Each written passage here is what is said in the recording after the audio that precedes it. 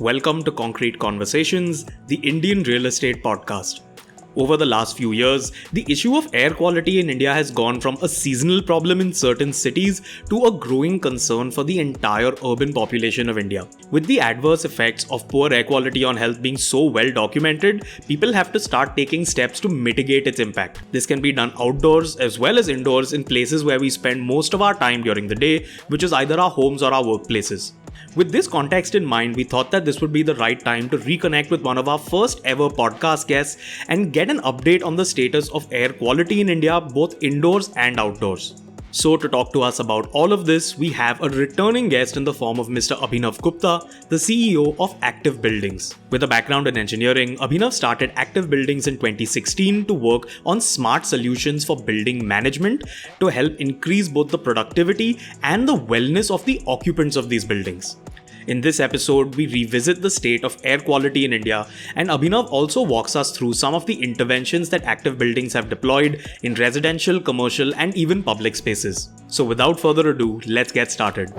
Hey Abhinav, welcome back to Concrete Conversations. How have things been over the last few years since we last spoke? Things have been good. Things have been good. Not for pollution. Pollution is not the good part of it, but I think a lot of stuff is happening in the field.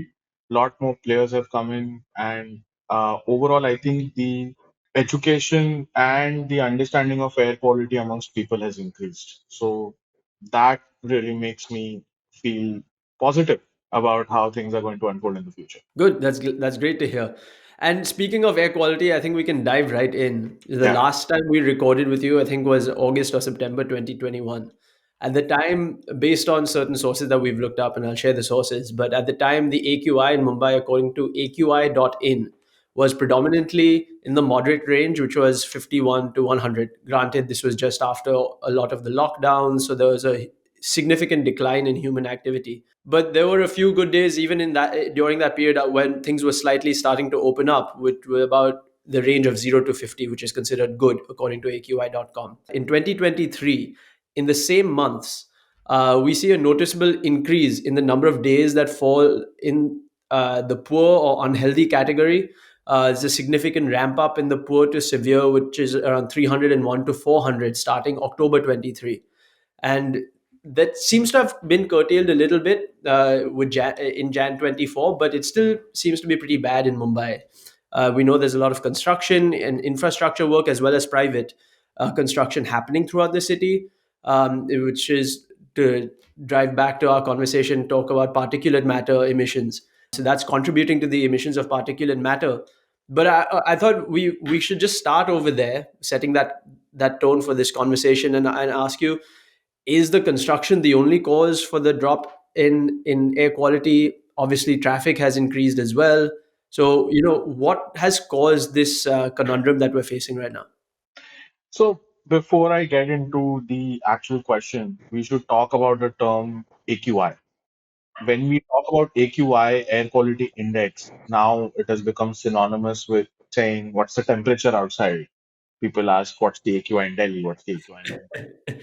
Right, And right. it's important to understand what AQI means. In AQI, the terminology, the term means that the level of pollution that is monitored in the last 24 hours is the Right, average of the pollution in the last 24 hours. So let's say we are looking at a data saying on 14th of February 2021. Say, for example, we're looking at that date. What is the AQI? So we're talking about a 24 average for that particular day. right, The 24-hour average AQI in 2021 was close to moderate. And now, if we see the 24-hour average of pollution in 2023, 2024 has now increased and have become maybe 300, 400. In many cases, it has gone even above 500. So, what is it that has changed? Has Mumbai become more polluted? Has pollution happened more in Mumbai? What's going on? Let's dissect this 24-hour average. Mumbai, being a coastal region, has the benefit of sea breeze. So in the 12 hours when the sea breeze is active, you have great air quality. In fact, it goes up to in the good range. even in the most of the dire conditions in the city, when the sea breeze is on, the pollutants mostly move away. The time when the sea breeze is not present, that's when, or the areas, let's not just say the time, but there will be areas which are either there's too much build-up that is already too much construction has happened, or it is blocking the flow of air. Those areas are not affected by the sea breeze at all. Therefore, the air either stays still or sort of circulates in and around that area, causing the pollution levels to be higher. So when we say AQI is say 51 or 61 or 71 for the 24 hours period, maybe 12 hours it was close to 18, 19, 20, and for the remainder of the time it was above 100. So, we look at this 24-hour picture and we say, okay, on an average, the day was moderate. Parts of the day were very bad, parts of the day were very good. Now you look in 2023, it doesn't matter what part of the day you're looking at. It doesn't matter if there is sea breeze, if which there is is true. land breeze. Yeah, that's actually Yeah. what has happened. So, what we are Right. Yeah. saying is that the contribution of the baseline pollution itself has increased so much that the sea breeze or this natural ventilation that the city had is no longer as effective as it was, Right. because what is being generated is itself so much more than what is being flown out by the sea breeze. So that, I think, is the first context we need to understand as to why this change exists. Now, once we know that, then we can go a little bit deeper into the reasons why. The first, and I think construction does contribute a lot to the particulate matter PM 2.5 levels. More importantly, PM 10 levels also are contributed by construction. And construction, not just in terms of real estate construction. I think one of the biggest things that are happening in Mumbai right now is a confluence of three different construction activities. One is the private construction that was happening, that still happens. Maybe there is a little bit more boom this year, but that's the private sector, the companies, the construction companies, the contractors doing that. Right. Then you have the infrastructure which the city of Mumbai needs in the form of the metro, which is also one of the biggest contributor of construction dust. Not just because it's a construction activity, some of it is very invasive in nature, very long drawn in nature. And in many cases, it has just ripped apart roads completely. So that's the second. And the third is when people move around these construction areas. It's not like that there are policies that encourage um, safer fencing around construction activities. So people walk around, people drive their cycles around. Sometimes people even drive cars across Right. some of these under Right. construction areas, Right. whatever be their reason. But there is a lot of dust that goes up in the air because of this move. So we call it roadside emissions or roadside construction dust, which Right. as of today accounts for 65 to 70% of the pollution that is faced in Mumbai. Wow. Perfect.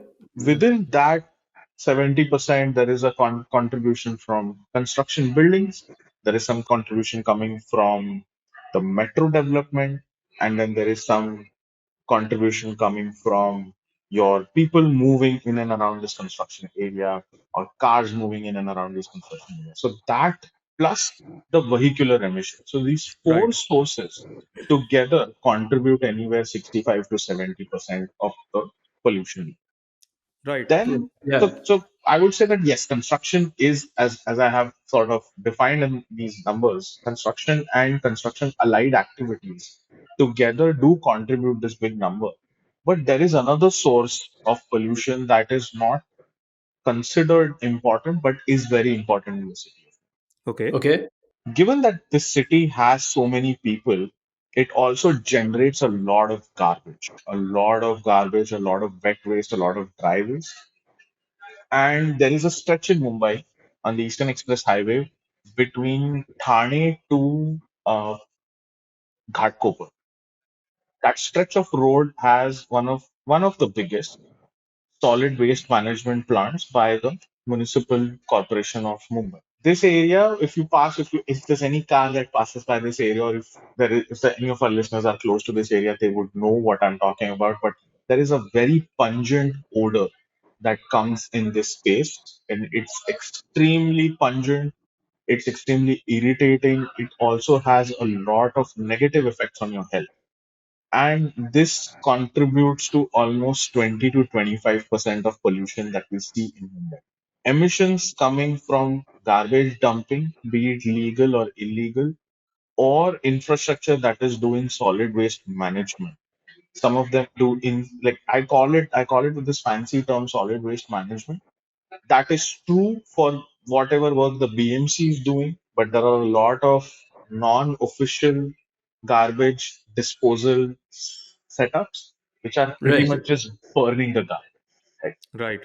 So not just there. I mean, we have had issues. I mean, this area that I'm talking about, we've had multiple people that reach out to us and say, "Hey, I'm facing this problem."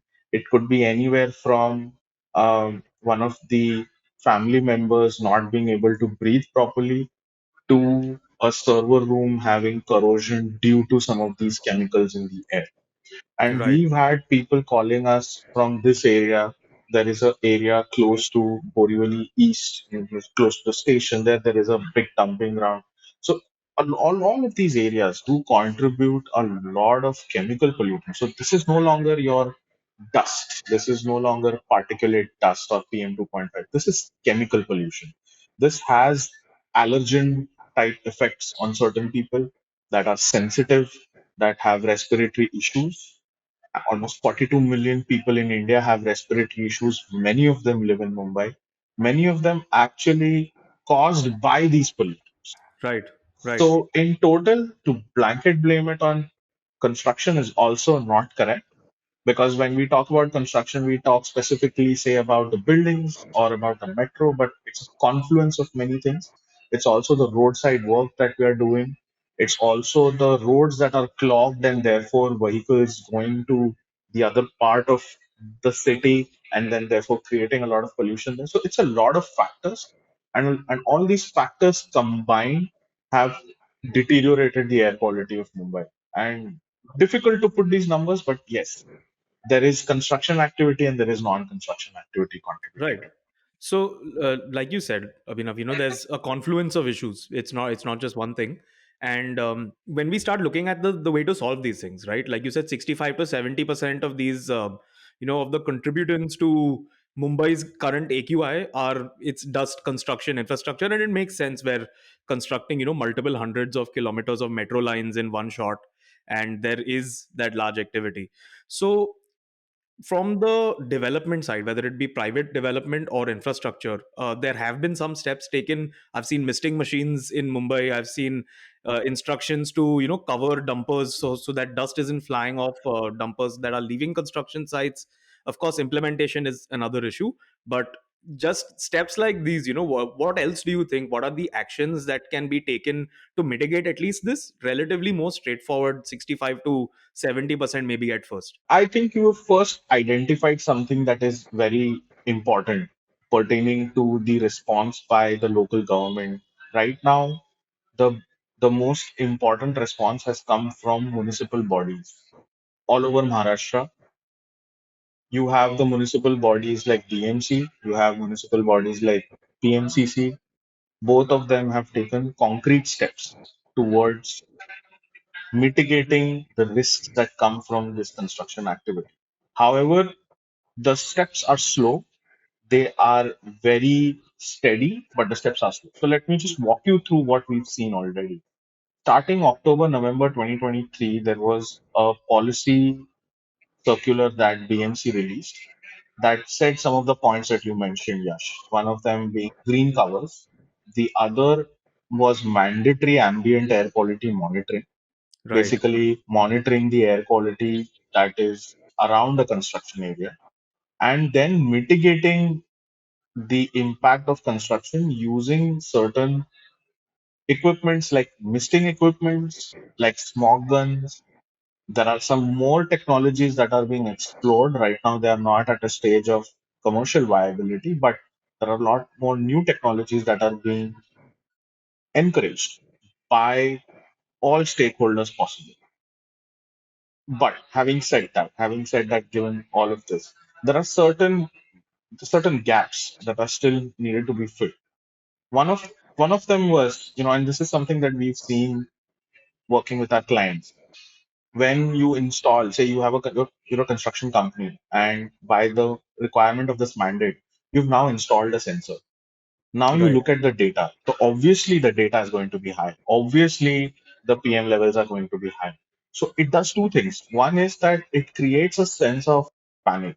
It's like, okay, am I going to be held accountable? How is this going to pan out? So that is something that these policies need to create a room for. When people see that you are going high, obviously if you're a construction activity, you will have high pollution. You can't expect it to be clean like um, the mountain areas where it's clean air. You can't expect that. So it is going to go bad. So what level of bad is allowed is something that is not defined. Number one, and number two is that they also don't have the data. They also don't know that what is the emission allowed for a construction activity, and then who is going to bear the cost of it. All of that becomes like this other question. If there's some kind of subsidies, if there's some kind of an incentive for people to adopt these methods faster. Because right now, if you talk to some of these construction companies, for them it's something that is out of the blue now presented to them, and they don't understand it completely. It's just a document given to them, you need to follow this, and then there is no capacity building for them to understand why and then understand how. And when those questions are not answered, then you have a lot of these spurious products in the market. Something that always shows like a 0 or a 20, or people will come up with some kind of solution. And Right. people will be more than happy also to adopt it, as long as it saves them from any kind of enforcement or any kind of issues that can come up with the government body. So this is detrimental. While the policy is very Right. welcome, and in fact, some of the bigger corporates have done a fantastic job in managing it. If you want widespread adoption of something like this, I think few more steps can be taken. Something that we are actively also giving a feedback to the government bodies, and hopefully we see some kind of a change from that side. Right. Right. Yeah, I think that definitely makes sense in terms of what you're saying about having a little more clarity in additional layers to the policies. Definitely enabling companies to develop more expertise. And thinking along those lines, I mean, it's obviously common knowledge whether you're the private developer or whether you're a citizen of a city, fresh air is required for a good quality of life. I think everyone would agree. Are there any unexpected ways in which you've seen the decrease in air quality have an impact on businesses? We already talked about personal health, but an impact on businesses, or any sort of externalities that people might not think is obviously related to decrease in air quality, but you've experienced it through your profession. Yeah, I think goes back to the last bit of conversation that we were having when we talked about what are the different sources. Businesses have a significant impact. So in India, not just in India, in any tropical country, we build a space where we want to cool it, but we don't have enough fresh air coming from outside. And that has a direct impact on productivity. That has a significant impact on productivity, on cognition, on long term cardiovascular. So that's one part in which we have seen people reaching out to us who've joined the office after the work from home and the hybrid model. When they moved on to the hybrid model, when they started coming to offices, we've had complaints where people reach out to us and say, I used to work at home, I was fine. When I started the hybrid model, the days I come to office, I have a blocked nose, I have a severe headache, I feel lethargic, I feel lazy, I feel sleepy all the time. And when you test the air quality, you will see that the CO2 levels have gone up to 3000 ppm. In context, acceptable productive limits in India are less than 800. On an average, an Indian office will have 2000 ppm of CO2. Wow. Hmm. Let's That's go a to lot. homes. Let's go to homes. We're talking about Mumbai. Okay, Mumbai air is bad. Fine. Let's look at, say, Goa. or let's look at Chennai. Outdoor air is fine. It's not that polluted, but it's very hot. These are coastal regions. These are hot spaces. In the evening, at least in Mumbai, Chennai, people will need the AC. We have had people, so we did a exhibition in Chennai for air quality and clean air products. We've had people who come to us that, okay, we have parents. I have my parents who stay in Chennai, who stay at this place, and I don't stay here anymore, but my parents stay in Chennai. We they reach out to us and they tell me that when I wake up from my sleep, I wake up groggy, I wake up with a headache, I don't feel fresh, and everyone wants to blame the AC. So the AC has ruined our immunity. Being in the AC 24/7 has made us unhealthy. The AC is not doing it. The AC is just cleaning the air. Or it's just cooling the air. The AC is just cooling the air. But it is not bringing in air from outside. It is just recirculating the air that is inside and it keeps cooling.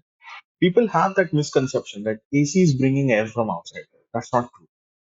The moment you introduce fresh air along with an AC, people are people feel great, people feel energetic, and suddenly that AC affects immunity is not a valid argument. Right. So from that base level where the this pollution is because of indoor air, this is not because of some outside air. So within that aspect itself, we see that it has an effect on productivity, it has an effect on people's Mhm. I think it's the perfect point for us to dive right into the next question that we had for you, because you talked about the moment you introduce outdoor air, yeah. outside air, people start feeling better. And when you were on the show last time, we talked about air quality. You brought up this point that one of the ways to circulate fresh air is to let fresh air in by just cracking a window in an office when people are feeling sleepy during a meeting.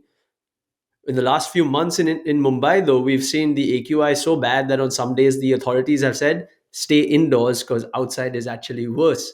So, what do people do in a situation like that where they have to ensure clean air but also manage oxygen levels and fresh circulation of air indoors, but they can't step outside? So here in this case, we'll show you what we've done in our office. Our office, we've installed these systems when we made in 2022. We installed them in our own office, and we installed them primarily for bringing in fresh air from outside while removing all the pollutants, including particle as well as chemical pollutants, and bring in fresh, oxygen rich, clean air to our office. So, as you can see in this clip, we have this unit, it's installed outside, looks like a compressor, looks like an AC compressor, and it pulls in air from outside, passes through a multi-stage filtration system. So it removes particles, fine particles, big particles, and it also takes care of any chemical pollution. So as our office is in an industrial area, we have these different kinds of emissions that come from different factories. So we have to take care of those as well. So this post-stage filtration will take care of everything and then introduce oxygen-rich, fresh air, cleaned of all pollutants inside the room. So now people are breathing not just recirculated air, but also air that is coming from outside, which is rich in oxygen but removed of all pollution. Right.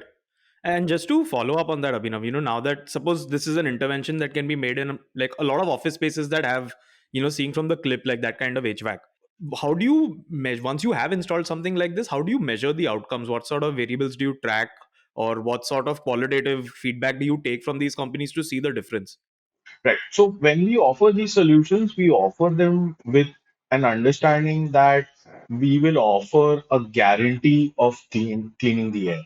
So when we monitor the air, there are four critical parameters that we need to talk about. One is the CO2 levels. As I mentioned, the CO2 levels are a proxy of how much oxygen is remaining inside the room. So if you're in a closed room, you switch on the AC, you take in the oxygen, you replace it with the carbon dioxide. So the higher the carbon dioxide, the lesser the oxygen in the room and more lethargic you feel. So as I mentioned, 2000 is what we see on an average. We need to bring it down to less than 800. That's the Right. guarantee we give. When we created this solution, when we deployed it on our office, the idea was that we want to guarantee people that the CO2 levels will be less than 800 and the PM10, PM2.5 levels will be less than, in the single digits, less than 10, and the chemical pollutants will be less than a certain threshold. So I'll not get Right. into that threshold, but basically we say that it's going to be lesser than this. Right. Fair And enough. the yeah, and the idea is that when we design the system, we design thinking the outside conditions in mind, the indoor requirement or the indoor constraints. Like as you mentioned, not everyone has the same kind of HVAC. So our system we've designed in a way that it can work with multiple of these systems. And more importantly, it brings down to a standard of air quality, that Indian standard. So there are green building standards, but more importantly, there's a standard called health and well-being standard for Indian buildings, which defines these thresholds. And we say that we will bring you within those thresholds of the health and well-being. Right, right. That's great to hear. I obviously, on a commercial platform, and when we talk about office buildings, especially modern office buildings in India today, these interventions are really helpful and enable us to sort of maintain the circulation of fresh air. But I think I would be remiss if I did not ask you for people who live in homes which are not as modern and don't have centralized systems, especially in India. In the States and in the West, you see a lot of centralized, even in residential. You don't see it Yes. as much in India. So people with split air conditioners or window AC units, for the individuals, homeowners, how and families, what can they do Yeah. to improve their So circulation? So this is a product we launched in 2024 of January, because this is something that was bugging me. What can I do for my home? Because I need to Right. live in good air. If I'm preaching it to others, I need to have Hmm. something for my home. So we see that typical Indian flats are 1,000 to 1,500 square feet and a miniature version. So this unit that we saw in the video, this unit can take care of 4,000 to 5,000 square feet of space. Not the Okay. typical square feet of what an Indian home would be, a 2, 3 BHK home would be, which will be smaller. And so we've created a separate product which comes under 50,000 rupees, and it can serve an entire 2 to 3 BHK home with the Okay. same principle that you bring in the air. It's a split AC. The split AC is going to recirculate the air, but the air inside should be fresh. The air inside should be clean, so that what is being recirculated or what is being cooled is the clean air that you would want to breathe, and that needs to be introduced, say, every hour or every 2 hours. So we've created a system adapted specifically for Indian apartments and Indian homes in Okay. the cities, specifically your places like Mumbai, Delhi, Bangalore, Chennai, Hyderabad, which in the next few years are going to see that pollution level go up. So these solutions are made for them, adapted these solutions for these environments, and we'll continue to work on more environments like cars or even smaller spaces, buses, public transport. So these are all places that we haven't touched, but the idea is that all these places will have some or the other innovation. Actually, sorry, Yash, just interesting because you mentioned cars. I know that this is, I won't name the car brand, but I know there's a certain car that has an inbuilt air filter, and there are a Yes, few cars coming into the market that have that. yes, So very yes. cool feature. In Yeah. fact, even old cars, you have something called as the cabin filter in cars. And if you Hmm. upgrade that to a modern or a more efficient filter, you can do it in a legacy car as well. So Wow. these things are available. It's that, as I mentioned earlier, it's that we need to empower people with data. We need to empower people with resources, and they can and will take the decisions for better. Right.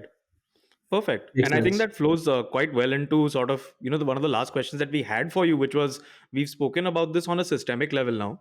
Yeah. And what actions being taken and what's being done by the corporations and people who are running offices.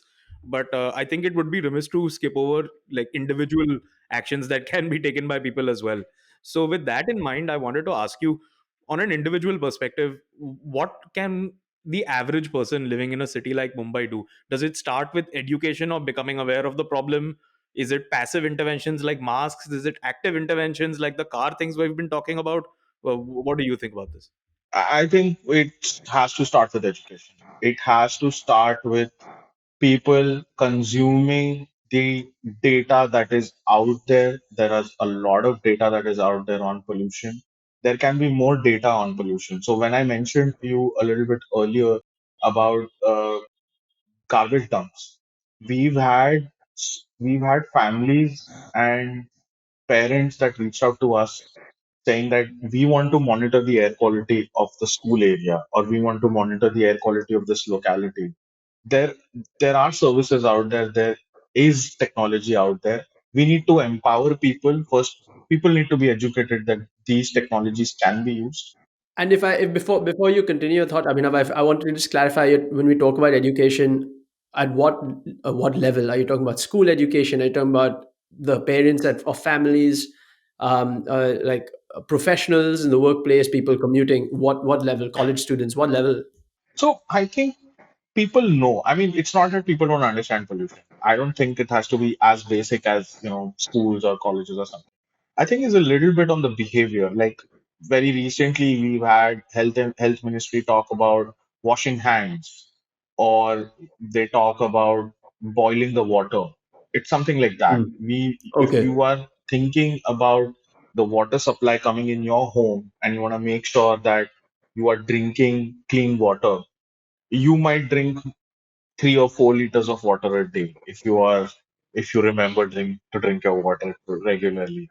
Maybe a couple of liters, maybe less than a liter if you're not. But you're breathing thousands and thousands of liters of air in a single day, right? totally, It's a totally big understand. Yeah, number. So I yeah, think that it's at that level, it's at a behavioral level where people, or like say we talk about don't spit, it causes TB. People who have suffered through TV know that we shouldn't do it. It's the people who have not that need to be educated. And they know that you shouldn't spit, but for whatever reason, that behavior is stuck in the head. totally So understood. yeah, Yeah, so even today, right? We when we talk about behavior change, we are talking about we. I asked someone, why don't you clean the air? You're in Delhi. Why don't you put a purifier? The standard response is, I have taken this air for 20 years. I don't need a purifier. Or they think that if I if I put a purifier, I'll get used to the clean air and then my immunity will go down. And these are misconceptions, right? It's not that drinking boiled water is going to reduce your immunity. If you're going to drink dirty water, that is definitely going to have a bad impact on your immunity. That's Right. exactly with air. Good air is not going to affect your immunity. It's just going to prepare you when you are going to breathe bad air for a small period of time. Your lungs will be healthy.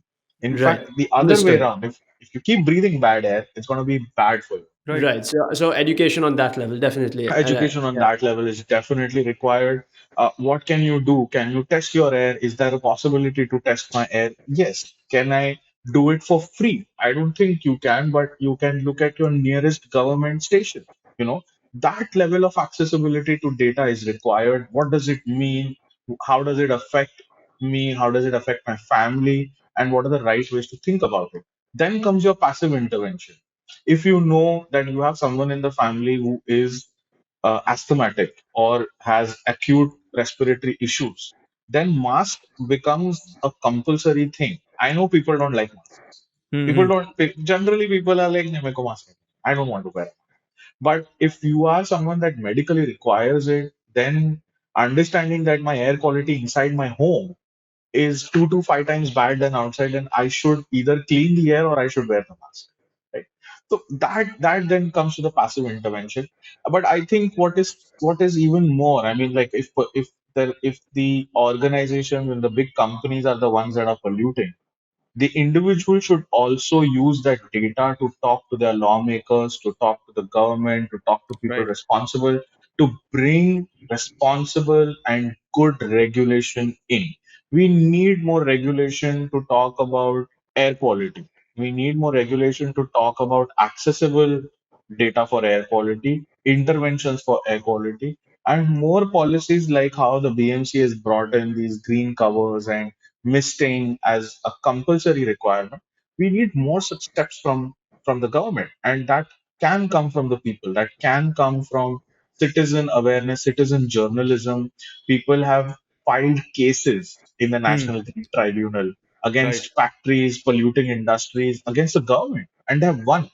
It takes a lot of effort. It takes a lot of, it's not easy. There are a lot of hoops to jump, but we need people to do this, like how we fight in consumer courts. I think India has one of the strong consumer courts. we can build a strong green tribunal, and we can bring that kind of power to the individual, power to the citizen. And I think that's where we should go for. Right. Perfect. I think that's a great note to wrap this conversation on. I just wanted to say from both Akshay and I, thank you so much, Abhinav, for taking the time out to do this follow up and to, bring more awareness about interventions and also, like you said, data and knowledge when it comes to air quality. And, they say the night is always darkest before the dawn. I hope that, everyone going through the air quality in the cities of India today, takes up different, options or interventions to make this better. Yeah. Yeah. I hope Yeah. so too. And thank you so much for inviting me, guys. Again, it was a great conversation. Thank you. Thank you for checking out Concrete Conversations, the Indian real estate podcast. Check us out on Instagram for more short form content and highlights from our episodes.